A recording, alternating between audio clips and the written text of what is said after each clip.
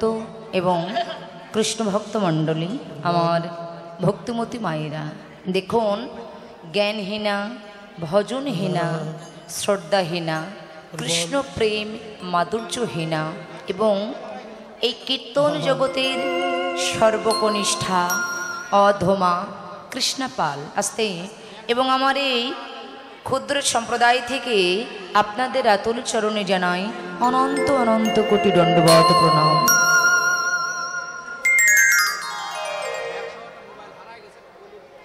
জয় রাধে। এই কীর্তন অনুষ্ঠানে ব্যাগসহ একটা মোবাইল হারিয়ে গেছে। যদি কোনো ব্যক্তি পেয়ে থাকেন তাহলে সেটা আমাদের কাছে কিংবা এই কমিটির ঘরে আপনারা জমা দেবেন। ব্যাগসহ একটা মোবাইল হারিয়ে গেছে, যদি কোনো সহৃদয় ব্যক্তি পেয়ে থাকেন তাহলে অবশ্যই সেটা আমাদের কাছে জমা দেবেন। রাধে রাধে। ইতিপূর্বে আপনারা শ্রবণ করলেন প্রবান্নকালের লীলা, ভগবান শ্রীকৃষ্ণের গমন গোষ্ঠ লীলা। মায়ের কাছ থেকে গোচারণী সাজে সেজে ভগবান আমার গোচারণে গমন করেছেন। আর এখন বর্তমানে আমরা যে লীলাটি পরিবেশন করবার জন্য এখানে দাঁড়িয়েছি সেটি হলো মধ্যাহ্নকালের লীলা, অর্থাৎ মধ্যাহ্নকালের লীলা। শ্রীকুলে ডান্সের টোনটা বাড়ান, মাইকম্যান ভাই টোনটা একটু বাড়ান। এক নম্বর, এখন আমরা বর্তমানে যে লীলাটি পরিবেশন করতে চলেছি সেটি হলো মধ্যাহ্নকালের লীলা শ্রীমতী রাধারানীর ভানু পূজার ছলে, অর্থাৎ আমরা জানি যে সূর্য পূজা। দেখুন সূর্য পূজাটা হলো রাধারানীর ছলনা, কিন্তু তার ভিতরের বাসনাটা হলো কৃষ্ণ পূজা। সূর্যদেবের ছলনায় শ্রীমতী রাধারানী আমার আজকে মধ্যাহ্নকালীন সময়ে তিনি কৃষ্ণ পূজা করলেন। সেখানে কত লীলা হলো, জলকেলি হলো, কুসুম তোলা হলো, পুষ্প চয়ন হলো, হোলি খেলা হলো, ঝুলন হলো, অনেক কিছু আমরা আস্বাদন করব। তাই আসুন আমরা ভানু পূজার ছলে কানু পূজা কেমনভাবে রাধারানী করেছেন সেই লীলাটা আমাদের স্মরণের বিষয়। তাই নবদ্বীপ লীলাকে স্মরণ করি, আমাদের বৃন্দাবন লীলাকে আমরা স্মরণ করব। শ্রী গুরু নিতাই গৌর সীতানাথ আনন্দে হরি হরি হরি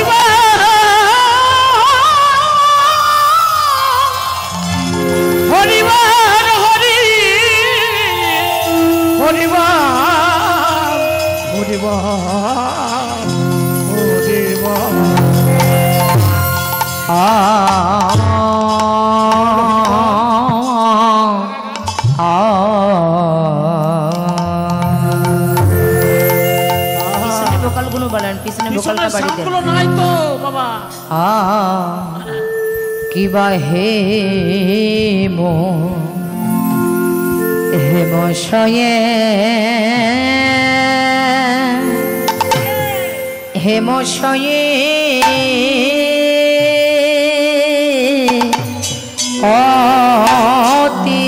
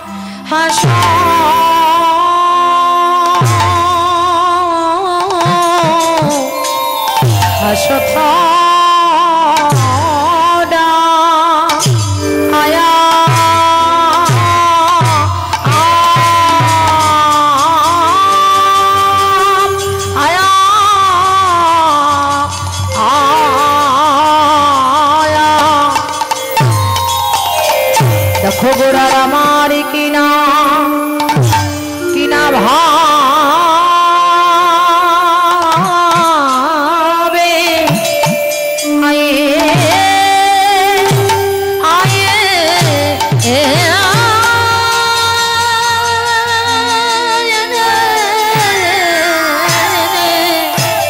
আহা কিনা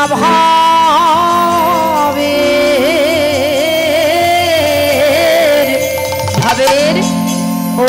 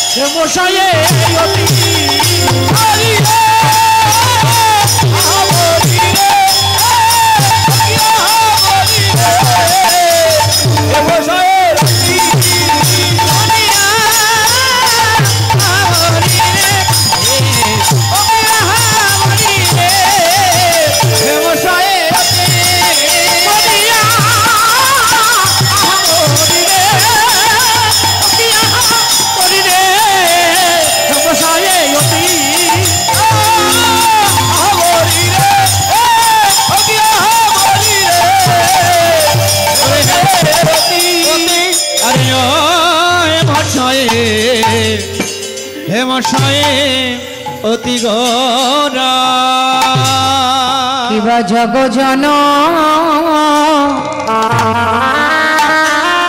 নয়ন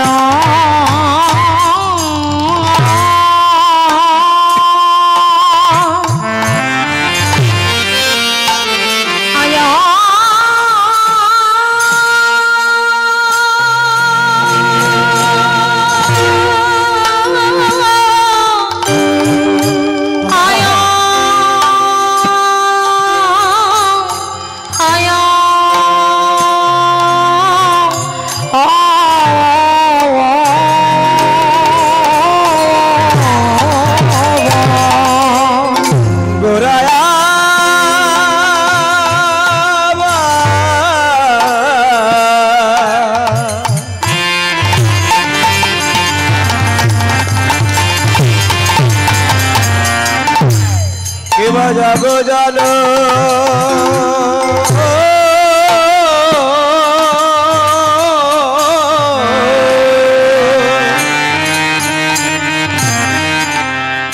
নয়ন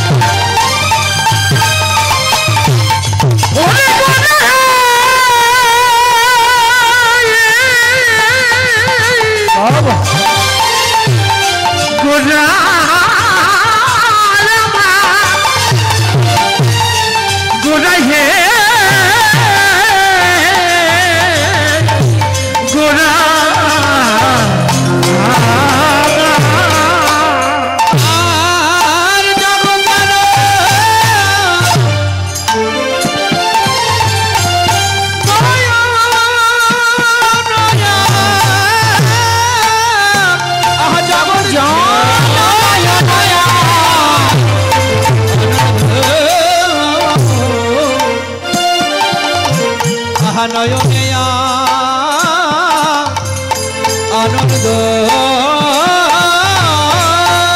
আজি আনন্দ হয় রে আনন্দ হয় রে আজি আনন্দ হয় রে হয় রে ওই আনন্দের মরতে রে আনন্দ হয় রে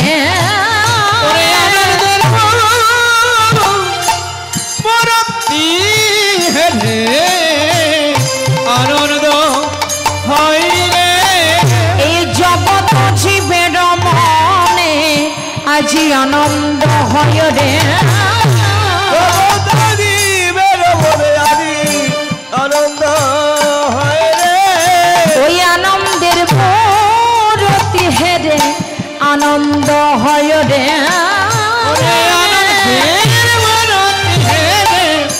আনন্দ হয় রে আনন্দ হবে না কেন রে আনন্দ হবে না কেন রে হবে না কেন রে হবে না কেন রে এই যে যেই গৌর সেই কৃষ্ণ আনন্দ হবে না কেন রে সেই গৌর সেই কৃষ্ণ হবে না কেন রে বোঝের কানাই নদের নিমাই আনন্দ হবে না কেন রে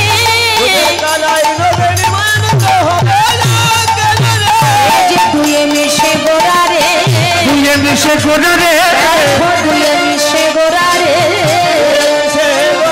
আমার গোবিন্দর গোরা ধরে রা সেই তো গোরা রে ওই গোবিন্দের গোরা ধরা সেই তো গোরা রে আমার গোবিন্দর গোরা ধরে রা সেই তো গোরা রে গোবিন্দের গোরা থাকো না সেই তো গোরা রে আমার দাঁড়ালো দাঁড়ালো নদিয়ার মাঝে গোরা দাঁড়ালো দাঁড়ালো নদিয়ার মাঝে গোরা পালালো দাঁড়ালো হরি নামে ডালে মাথায় নিয়ে দাঁড়ালো দাঁড়ালো এই জীব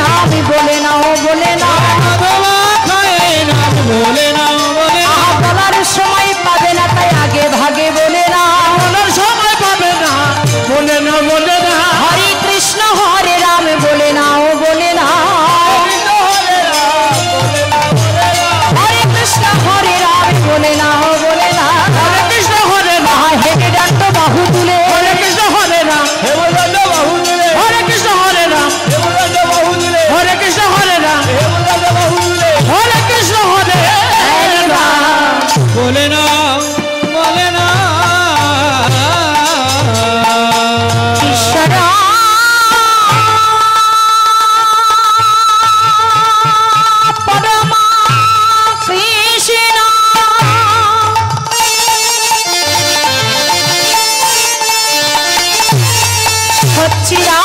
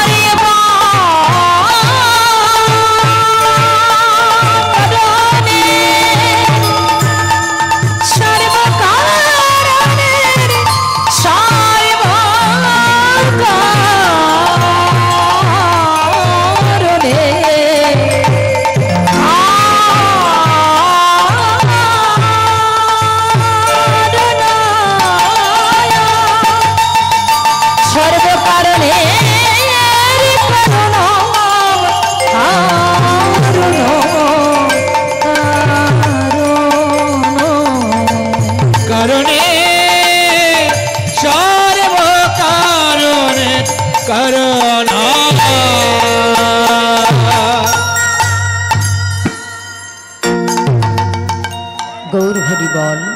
जय श्री राधे हरि हरि बोल।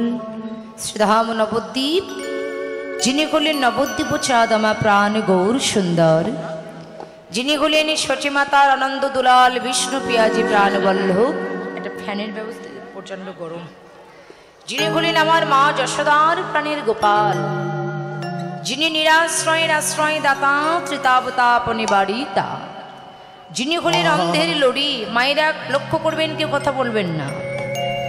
आजके कोटी कोटी जन्म साधना करिया जाहार चरण लाभ करा अत्यंत कठिन वस्तु, सेई बिरिंचि बांछित धन किन्नर गंधर्प যারা কোটি কোটি জন্ম সাধনা করে ভগবানের চরণ পাওয়ায় না, যোগী যার যোগে পায় না, ঋষি যার ধ্যানে পায় না, সাধক যার সাধনায় পায় না, সেই বিরিঞ্চি বাঞ্ছিত ধন সচিনন্দন গৌর সুন্দর কলির আরাধ্য পতিত পাবন আমার গৌর হরি।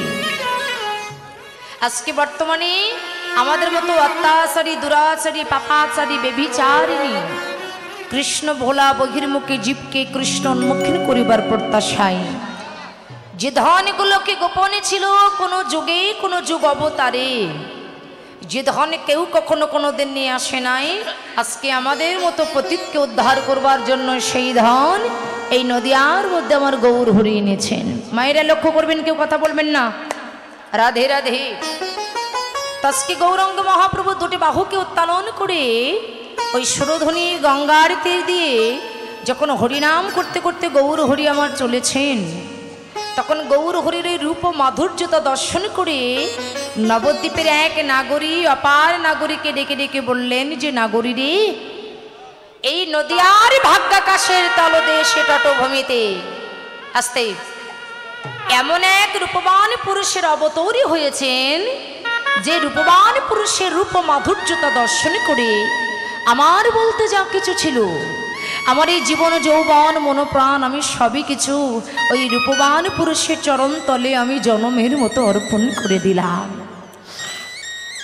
এমনই তো রূপ, সেই রূপ দেখে আমি আমার বলতে কোনো কিছু ধরে রাখতে পারিনি, আমার বলতে যা কিছু ছিল জনমের মতো আমার গৌর চরণে আমি অর্পণ করে দিলাম।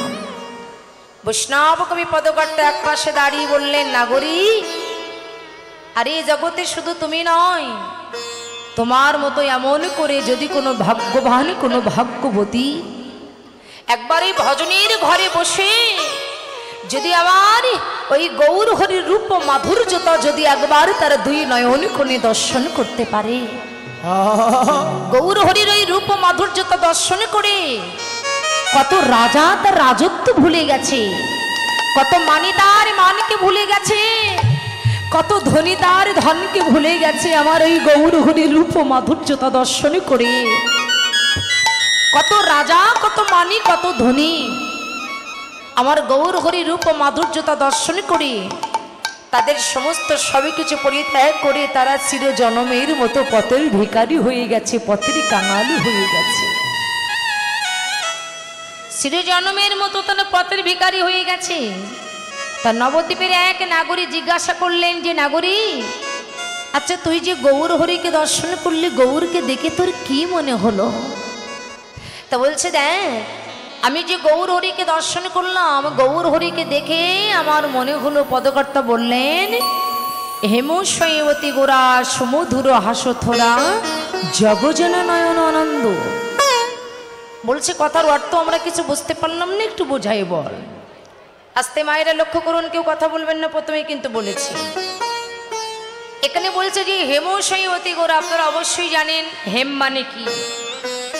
এখানে বলছি হেমশয়বতী গোরা সুমধুর হাসথরা জগজন নয়ন আনন্দ। এখানে হেম শব্দের অর্থ হলো কিনা বাবা সোনা।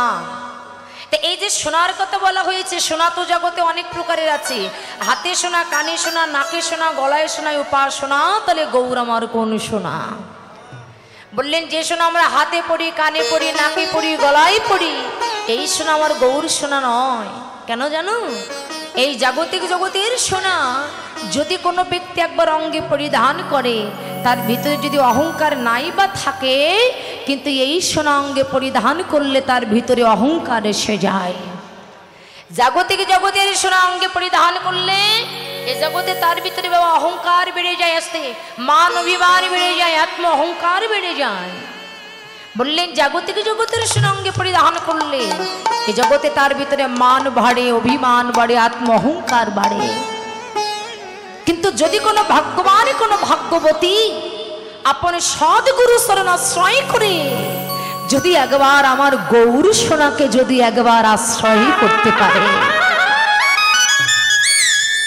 বললেন জাগতিক জগতের সোনা অঙ্গে পড়লে তার অহংকার বাড়ে। আর আমার গৌর সোনা যদি কেউ একবার অঙ্গে পরিধান করতে পারে, এ জগতে তার ভিতরে যদি মান অভিমানে ভরে থাকে, আমার গৌর সোনা অঙ্গে পরিধান করলে তার সকল মান অভিমান আত্ম অহংকার সবই কিছু দূরীভূত হয়ে যায়। আর একবার আমার গৌর সোনা যদি কোনো ভাগ্যবান, কোনো ভাগ্যবতীর হৃদ আকাশে যদি একবার উদয় হয়ে যায়, তাহলে তার ভিতরের জন্মার্জিত পাপ রাশিকে নিধন করে দিয়ে ওই ভক্তের ভিতরে আমার গৌর হরি জ্ঞানের আলো প্রজ্বলিত করে দেয়। হরি বল, হরি বল। যখন ওই ভক্তের ভিতরে একবার জ্ঞানের আলো জ্বলে ওঠে,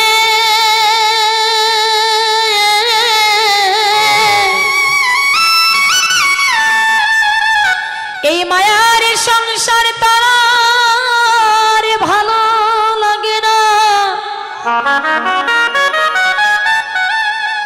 আমার গৌর জানে একবার কৃপা করে, কৃপা করে আমার গৌর সোনা যদি কোনো ভাগ্যবান ভাগ্যবতীর হৃদয়ে একবার উদয় হয়ে যায়,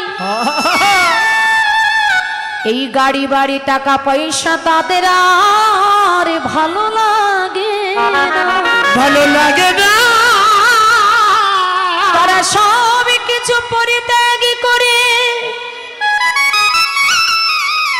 চিরজন্মের মতো পথের ভিখারি হয়ে যায়। হরি বল, হরি বল। চিরজন্মের মতো পথের ভিখারি হয়ে তারা কি করে জানো? তারা যে বদনে গৌর বলে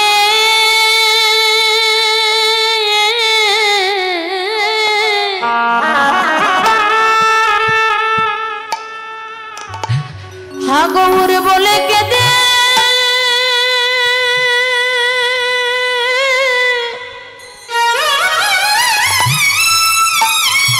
কেঁদে বেড়া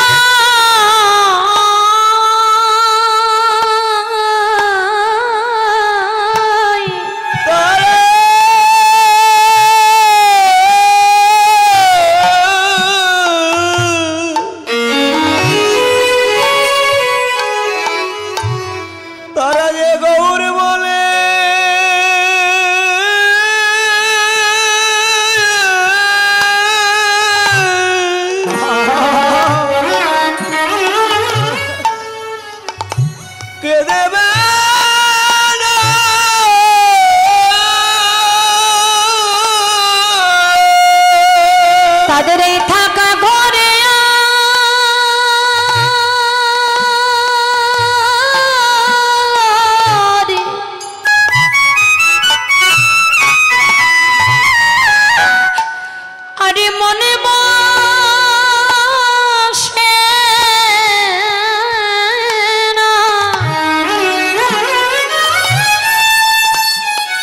রাজবদনে গৌর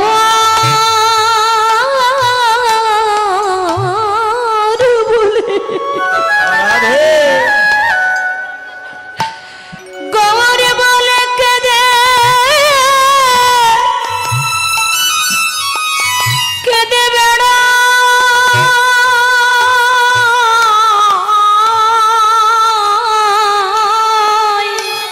ওরে তাদের থাকা ঘর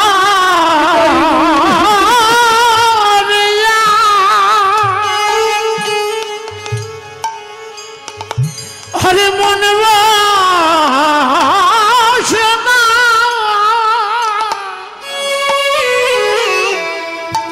তারা যে গোবর বলে গৌর বলে কেঁদে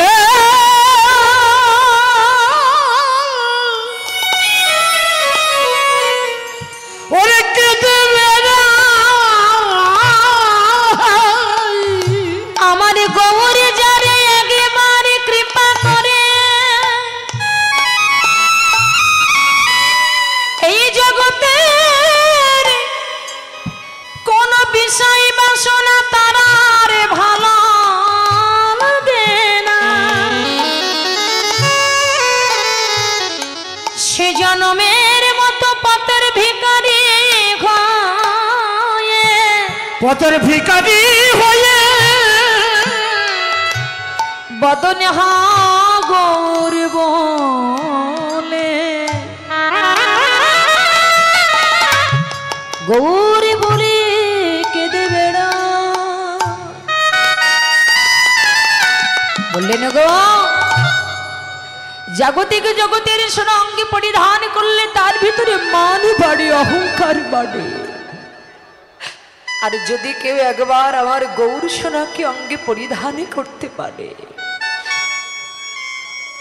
আমার গৌর সোনা এ জগতে সেই ভক্তের ভিতরের মান অভিমানকে দূরীভূত করে দিয়ে ওই ভক্তের ভিতরে আমার গৌর হরি জ্ঞানের আলো প্রজ্বলিত করে দেয় বাবা জাগতিক জগতের সোনার ভিতরে খাদ আছে একটা স্বর্ণকার যখন সোনা দিয়ে অলংকার নির্মাণ করে তার ভিতরে খাদ মিশিয়ে দেয় তাহলে জাগতিক জগতের সোনার ভিতরে খাদ আছে কিন্তু আমার গৌর সোনার ভিতরে তো কোনো খাদ নাই বাবা আমার গৌর হলো খাঁটি সোনা আমার গৌর সোনা হলো কাঁচা রসের সোনা তাই যারা কাঁচা রসের সন্ধানে জানে এই জাগতিক জগতের সার সোনা তারা কখনো কোনোদিন অঙ্গে পরিধান করে না বললেন যে দেখেছে গৌর সোনা তার কি আর জাগতিক জগতের সোনা ভালো লাগে গো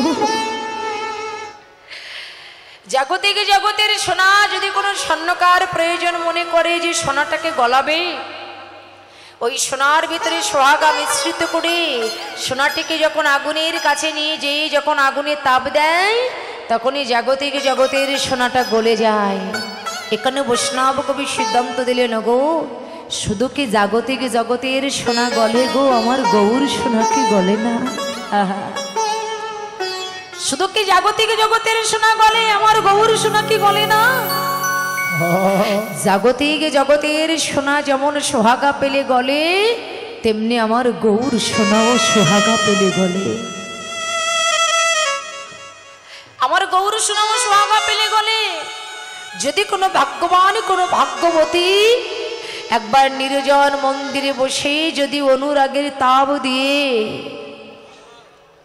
এই নয়ন সোহাগা জল ছেড়ে দিয়ে যদি একবার আমার গৌর সোনাকে ডাকার মতো ডাকতে পারে জাগতিক জগতের সোনা যেমন সোহাগা পেলে গলে যায় তেমনি আমার গৌর সোনা গলে যায় তবে আমার গৌর সোনা কিসে গলে গলে যেন এ জগতে ভক্তের নয়ন জলে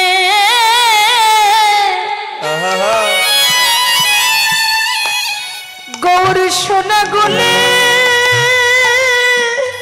জয় গো ভক্তি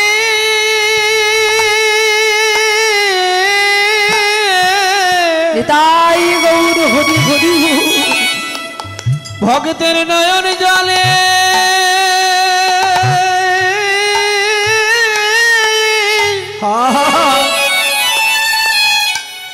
গৌর সোনা গলে যায়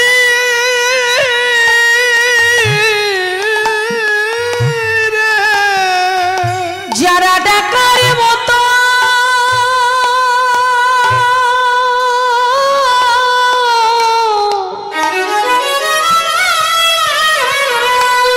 ডাকার মতো ডাকিতে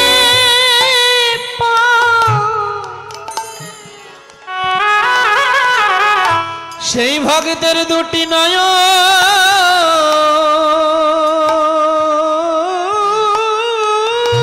জলে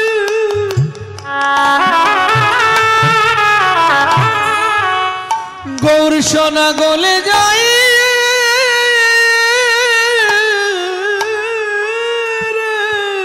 বললেন গো জগতের জগতের সোনা যেমন সোহাগা পেলে গলে যায়, তেমনি আমার গৌর সোনা গলে যায় ভক্তের ভক্তির নয়ন জল সোহাগা পেলে।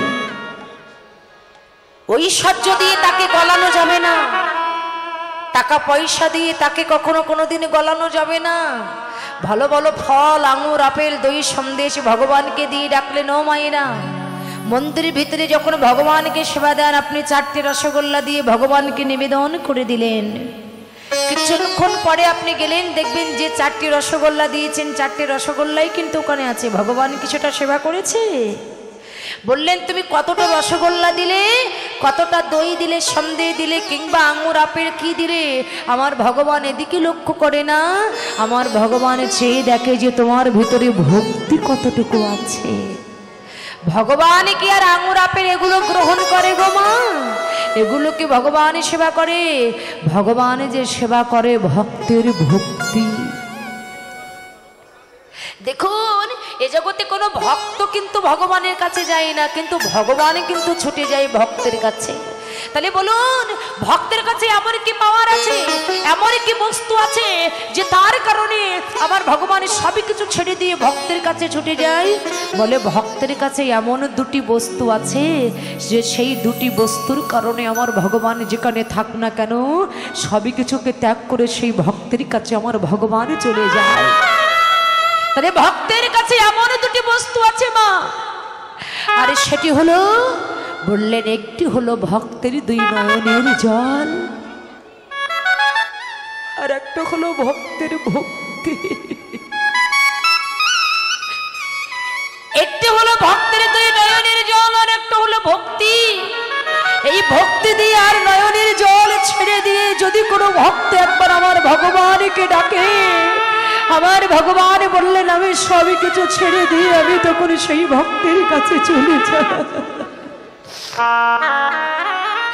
কেননা ভক্তি মৃত মৃত গুণঘরি, ভক্তিকে মন্থন করলে আমার ভগবান পাওয়া যায়।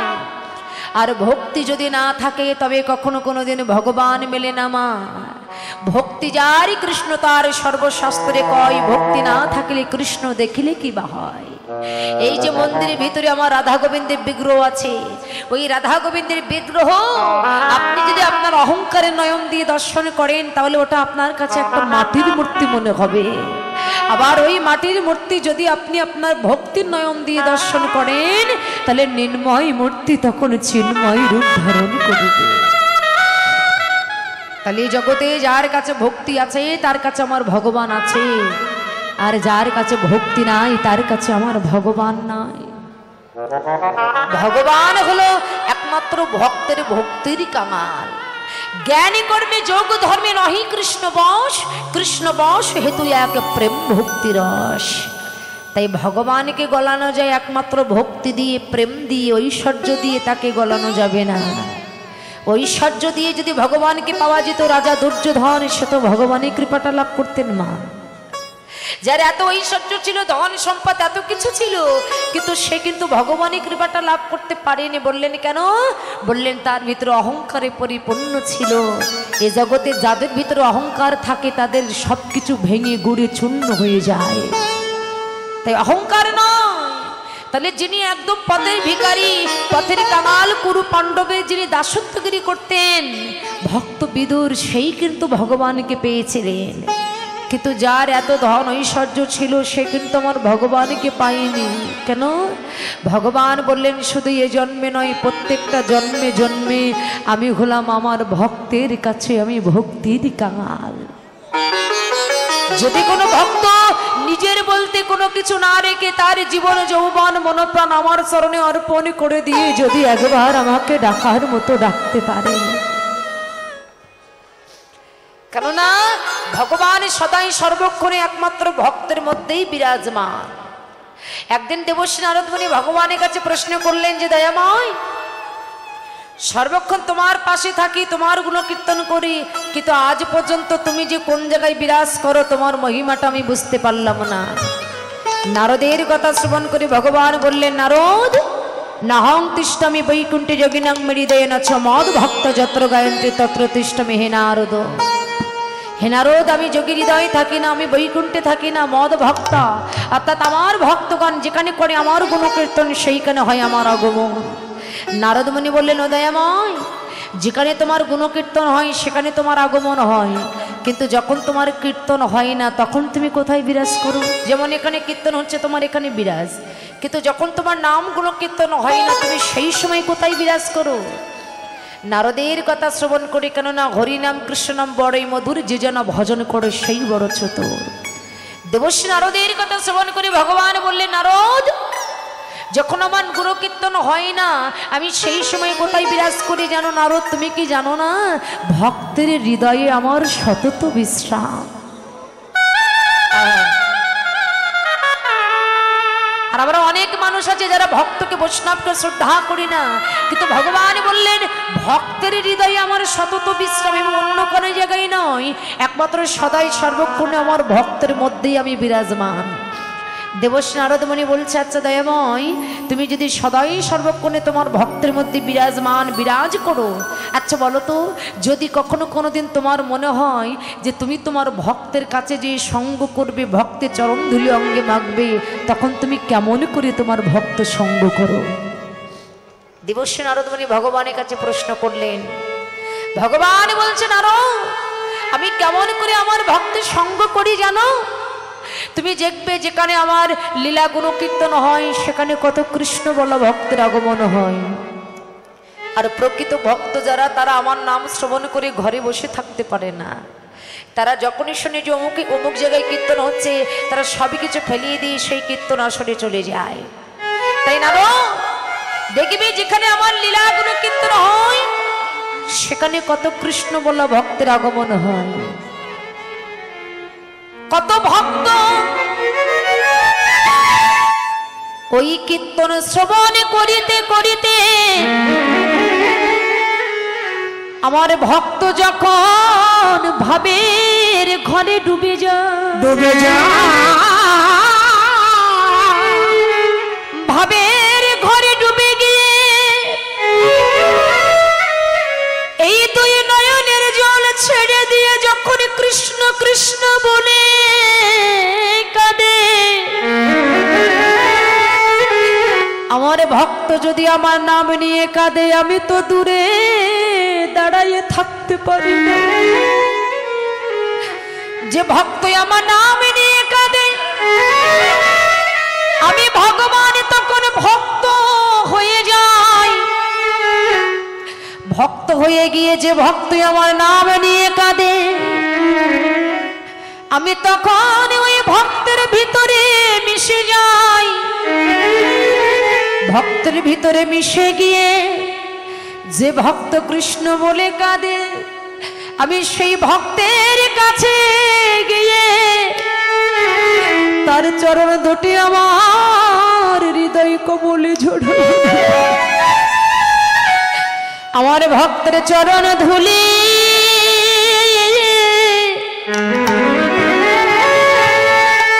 আমার মাথায় মাখে।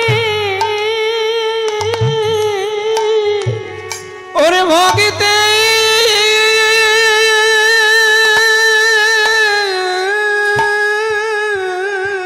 হরি বল হরি বল।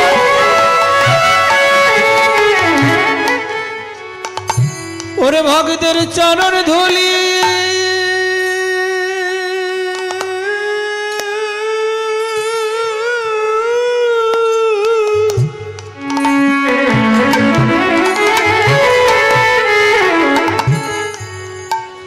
আমি আমার মাথায়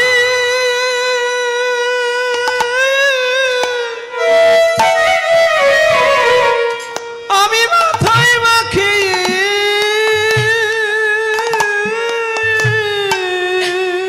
যাদের কৃষ্ণ বলে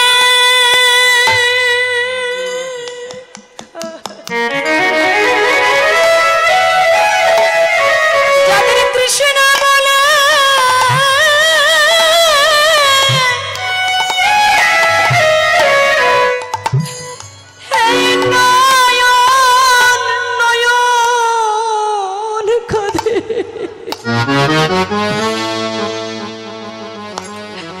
আমি ভগবান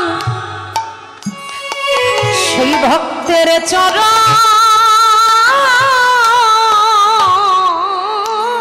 ধুলি।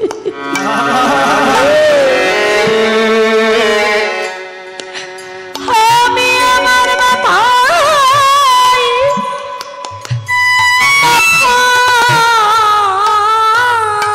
মাখি। ওরে যাদের কৃষ্ণ বলে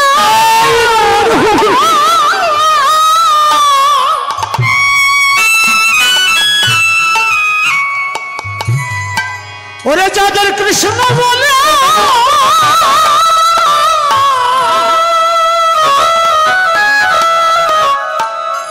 দুটি নয়ন কাঁদে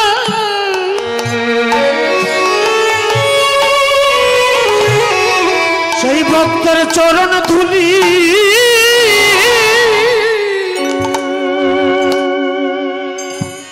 আমার মাথা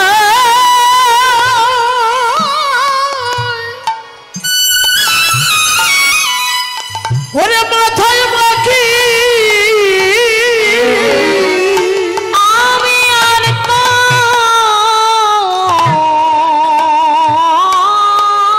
ধরে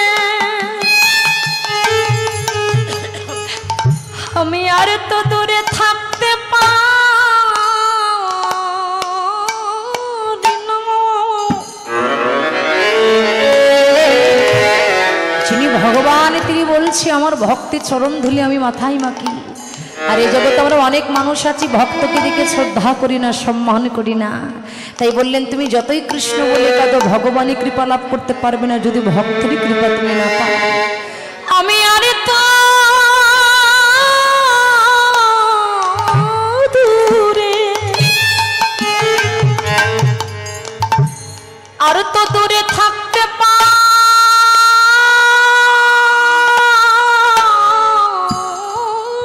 না। আমি ভক্তের চরণ ধুলি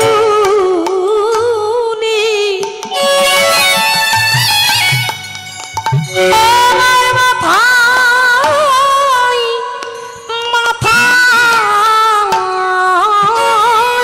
মাখি। ওরে আমি আর তো দূরে থাকতে পারি না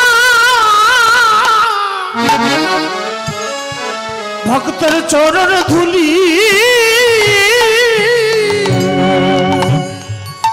আমার মাথায় মাখি। যাদের কৃষ্ণ বলে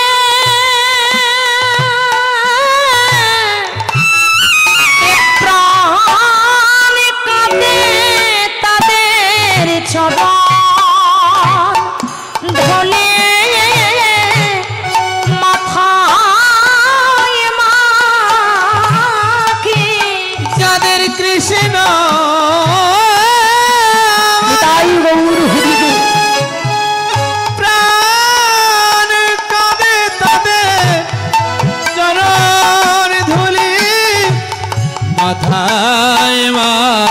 রাখে আমি আর একটু দূরে থাকতে পারি না ভক্তির চরণ ধুলি আমার মাথায় মাটি।